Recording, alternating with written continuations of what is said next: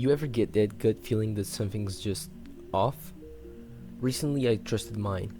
I sold all my stocks 2 weeks ago and walked away with about a 9% return, just over 200 euros. Not life changing money, but here's the thing, I'd rather step back early than get caught when it's too late. And now, after the latest US jobs report, that gut feeling, it makes even more sense. The world's largest economy looks like it's slowing down. And if that's true, then a recession may not just be on the way, it might already be here. If that's true, we didn't realize it. And that's normal. This always happens with recessions. The economy and what's actually happening in the numbers and in the economy itself, it's always delayed. So what's going on? The US added only 220,000 jobs last month. Experts thought it'd be more than 75,000. And when they looked back at June's numbers, they had to admit it wasn't growth at all, it was actual job losses. Unemployment numbers just pumped to their highest levels in almost 4 years, and that means that more people are looking for work and not finding it. When you put this together, weak job growth, higher unemployment, and corrections showing the job market is weaker than we thought, it paints a clear picture. The US economy is slowing down and it might be heading into a recession. However, for it to be a recession, if you know, it has to be two consecutive quarters of negative GDP growth, and we're not quite there yet. We had the first quarter of this year was negative, however, these last 2 quarters were positive. So it is assumed that the fourth quarter of 2025 will be negative, and if the first one of 2026 is negative, it will confirm that we are indeed heading into a recession. And here's the thing, when the US slows down, the rest of the world feels it every single time. Because, like it or not, America still sets the tone. If people in the US spend less, companies around the world make less. If US investors pull back, global markets react. And where I am right now, in Dubai, we're not immune either, by any means. Dubai thrives on investment, on trade, on being a hub. If the US sneezes, even if we catch the cold, real estate, finance, business, they could all feel the slowdown here. But, and this is important, that doesn't mean there aren't opportunities. In fact, history shows us that with every crisis shifts the map. Money moves, innovation takes off, entirely new industries are born. Of course, recessions bring pain, people lose jobs, companies shut down, things get tight, so no sugarcoating that. But at the same time, they reset the playing field, kind of. Things like cheaper credit, new technologies, and a hunger for solutions push forward faster than in normal times. And one of the biggest forces shaping this reset is AI, artificial intelligence.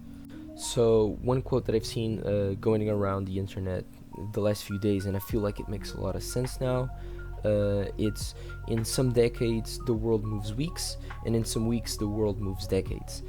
And I just feel that quote describes exactly what I am feeling right now and what the world is going to start to feel in the next few months. Even though it's just not literally weeks, I feel like it describes how the progression of things in the world and situations are going to go through in the next few months.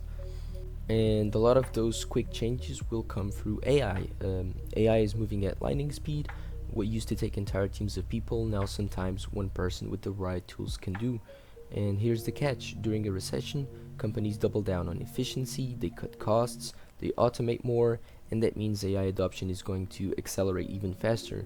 And we're already seeing this. A lot of the top tech companies are laying off thousands of people in order to double down on their efficiency, cutting their costs, which in this case there has to be with the workforce, and to justify the enormous investments that they have put towards AI.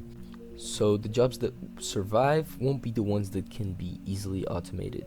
They'll be the ones that need creativity, leadership, adaptability, the kind of things machines can fully replace. Like making a song. You can have AI making songs, but are you really gonna listen to that?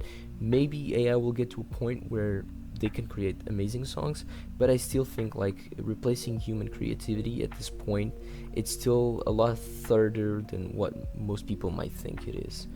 This is why I keep saying, if you're ignoring AI, you're already falling behind. Not because it's some scary robot future, but because the people who use it will simply outpace the ones who don't. So what do we do with all of this? Here's my take. Don't just brace for the recession. Use it. Hard times always create opportunities for people who are willing to adapt. Think less about what job title you want and more about what value you can create.